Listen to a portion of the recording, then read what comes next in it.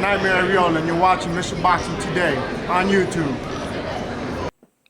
Heavyweight boxing fans, what's the deal? So I'm on boxingscene.com, and I wanted to give my opinion about this article that I read. So what I will do is, like always on my channel, I'll leave the article in the description box, and then you can click it, read it, and come to your own surmise, all right?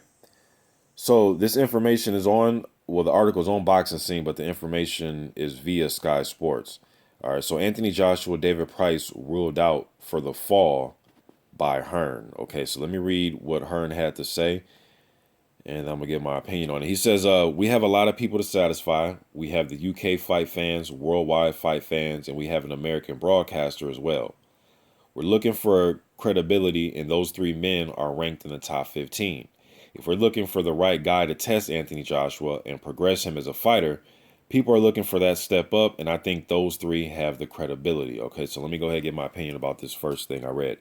The three fighters who he's referring to is Pulev, Stavern, and Parker. Okay, Stavern, the last I checked, is going to be fighting Povetkin for that interim WBC title.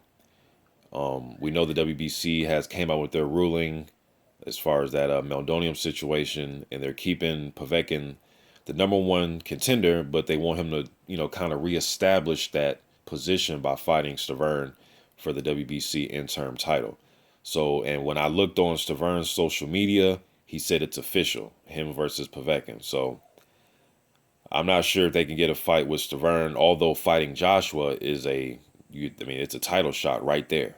Instead of trying to fight for an interim title, you'll have a title shot right there. But so I'm not sure how that will go with Stavern, being that he said himself the fight with Povetkin is official, okay? Joseph Parker, he fights October 1st, I believe, October 1st against Alexander Dimitrenko. It's not a gimme fight, but so the turnaround, let's say Parker goes, okay, let's just speak hypothetically. Let's say Parker goes in there and knocks him out in one round. October 1st, he knocks out Dimitrenko in a round or two. It's easy work, didn't sustain any injuries. Could there be a quick turnaround for him to fight November 26th? Possibly. I mean, I've seen this kid have, a few quick turnarounds in his career, fighting fights 2 months apart.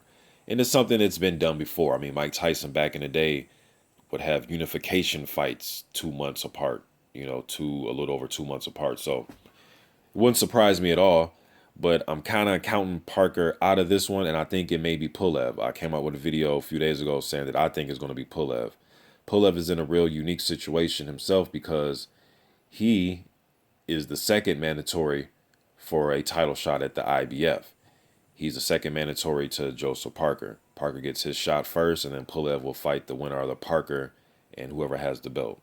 Anthony Joshua, whoever. All right, so he's in a position where he can get his title shot now, which is crazy because he's the guy that's second in line for the mandatory spot, but he can probably get a title shot now. He's 35 years old. Time is ticking. I mean, he's not an old man, but, time is ticking. And I'm not sure, Pulev may want to take the opportunity now versus waiting. But maybe he wants the dust to clear. Maybe he wants to see Joshua go through some more fights before he gets in there with him. I'm not sure. Or maybe he takes the initiative and take the fight now. Your goal is to fight for the title. You can do it now. Why wait? All right, so let me go ahead and keep reading this. HEARN goes on to say, those three are likely. There are other guys. I don't feel David Price is in the mix just yet. I feel he needs that breakthrough performance, but we want him to get one because of all the domestic clashes would be great. It won't be Price for the November clash. Tyson Fury is waiting. Who knows what's happening with him? David Haye is due to announce a fight soon. We need these domestic fights to keep bubbling on, but Pulev, Stavern, and Parker are the most likely opponents for November. Okay, so let's cross David Haye out. I was thinking maybe, possibly, David Haye has something up his sleeve, being that he came out with a video saying that his announcement of his next fight is going to excite the boxing fans, right? It's going to excite us. So I was thinking, okay, I thought you were going to fight Shannon Briggs. Obviously, it doesn't really seem like you want to do that now, like you had to change a tune. Or you were using Briggs as to promote your Arnold Jerichai undercard, bring some more viewers to it. And then it seemed like you just pretty much turned your back on fighting Shannon Briggs after that fight was over. All right, so, and if HEARN was going to fight David Haye, he wouldn't even mention him in this article saying that You know, he has an announcement coming soon, unless it was going to be him versus AJ. So I'm kind of counting the Hey AJ fight out. I don't count. So that's one of the guys that's not going to get the fight. All right. Then he also goes on to say, we've been having some good chats with Parker's team. They like to be active. Parker is still, as Joshua is, a work in progress. That's funny that Hearn says that, because when I say that, I'm a hater. You know, this guy's own promoter says that about Joshua. You know, I wonder if people are going to call him a hater. Okay. Then he says, they're happy to fight on the Joshua card in November if he's not the opponent. And one fight we'd be looking at is Parker versus Price and a final eliminator. Okay, I have a huge problem with that. Parker versus Price. I thought Parker versus Takam was the final eliminator. You get what I'm saying? Like, first he was made the #1 contender, Parker was, and then now he needs to fight Takam to be. He fought Takam to become the in a final eliminator. Now he needs to fight in another final eliminator. I mean, I wouldn't mind the fight, but I guess you can call it a final eliminator if you want. Because if Parker and Price fight and Price beats him, I don't see Parker still getting a title shot. And I think Price is also rated by the IBF. So, I mean, I don't know, man. I mean, Parker's already getting ready to fight Dimitrenko. A lot of people think he should have just chilled and took a rest after the Takam fight and just waited for the Anthony Joshua title match. But to make this young man fight in another eliminator after the Dimitrenko fight, that's just being a little bit too active, in my opinion. Now, would I watch the fight? Of course. I'm not going to say no, you know, go on Joseph Parker's social media and beg for him not to fight. I mean, if he fights fights Dimitrenko October 1st and then fight on the undercard of Anthony Joshua November 26th, that's great for us fans. But, and maybe Lonergan and Duke Vince, maybe they want to see Parker this active, you know, to where he's pretty much fighting damn every other month before this Anthony Joshua fight. You know, so I'm not saying it's necessarily the wrong thing to do, but it's just another eliminator. Like this sometimes about boxing, it just confuses me, man. You just fought in one eliminator. Now the promoter of the fighter that has a title is suggesting you fight in another eliminator. I don't get it. But okay, so then he goes on to say, and this is Eddie Hearn. He says, it's a wonderful fight. Parker's going to be in the mix one way or another.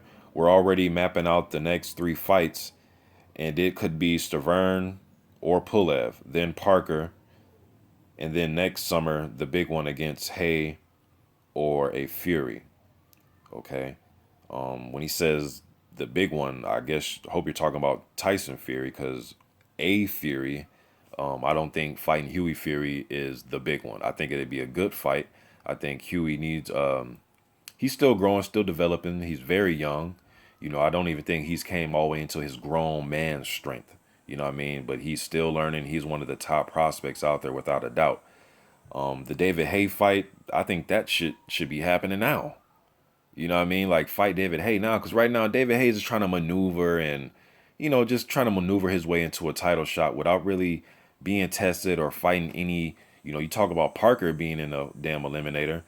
Hayes should be in some type of eliminator, if not by the sanctioning body, just himself. Just call somebody that's formidable out, like beat somebody, give us something, man. But the Mark DeMore and the Arnold Jerick, although I've done, you know, I did videos on Jerick before the Hay fight was even announced, he just didn't come to fight on fight nights. Now, you know, some people blame David Hay for it. I don't, because you're still your own man. Some people think Jerick took a dive.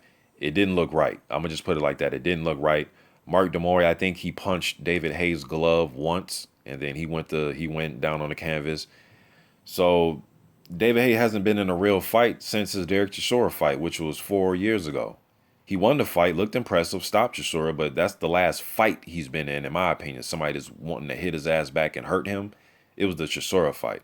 He's probably had tougher battles in sparring than he did with DeMore and Arnold Jerick combined. All right, so Tyson Fury would be the big one in my opinion. I'm not sure if that's what if this is a typo or, but just saying a Fury, it makes me just think you're talking about Tyson or Huey. Maybe he's not. Maybe he's talking strictly Tyson Fury. Okay. Then he says, in the meantime, we need all the credible guys to keep improving Joshua as a fighter and keep providing entertainment for the fight fans. So I'm definitely going to watch all these fights. You know what I mean? But I'm just giving my opinion about what Hearn had to say. Um, so they mapped out the next 3 fights, huh? So I mean, it's a business. You want to look toward for the future, but nothing's promised, man. Nothing's promised. You know, he loses his belt, nothing's promised. You know what I mean? But he still has a name out there. Rather, if he didn't have a title and he only had one loss, I'm still thinking a lot of heavyweights will still want to fight him. He's still a name. He is very popular in the UK. His popularity is increasing all over, in my opinion, man. Joshua's very popular heavyweight. So just getting this out there. It will not be David Price, and I think David Price, you need to fight somebody, man. Like, I don't give a damn if it's France Real, whose only loss was to Robert Helenius, or Eric. I know Eric Molina said he'll fight you. He wants to fight you. Adrian Granat said he will fight you. He wants to fight you. I mean, let's get something like that going. I mean, yes, you did come back. You beat what's the guy's name? Petsar. You beat him. He only had 2 losses, and his 2 losses were by decision. He lost to Tom Schwartz, an undefeated German fighter. I'd like to see Price against Tom Schwartz or Michiel Wallisch or one of those German guys. You know, I think that'd be a good fight. And then, or how about Ajit Kabayel? I think that'd be a good fight, right? And Peshar also lost to Andre Radinko. Okay, so yes, you know, Parker, or not Parker, but Price was able to stop him. So he was able to do something that Radinko was not able to do, and what Tom Schwartz was not able to do. He did stop Peshar, but that doesn't mean that, you know, you come off being knocked out cold by Erkin Tepper, although he did test positive for like, what, 3 or 4 different steroids or something. You did get knocked out, though, man. We just can't sweep that under the rug like we didn't see you sleep. You know what I mean? Like, your chin is still your chin. Although, you know, you can make the case that, you know, Tepper probably came in the ring like Superman, you know, with all the steroids in him. But you still went to sleep, though, bro. And you came back, you beat Petsar. Does not mean you deserve a title shot because you were able to stop him because Tom Schwartz and Radinko was not able to. I just don't see it like that. You're a big guy. You're formidable just by your size and your experience and being an Olympian and a really good amateur, so on and so forth. But you got to fight somebody. I mean, somebody with the pulse that's there to win, that, you know, it'll possibly be a 50-50 fight. Maybe you won't even be the favorite, but you have to have one of those under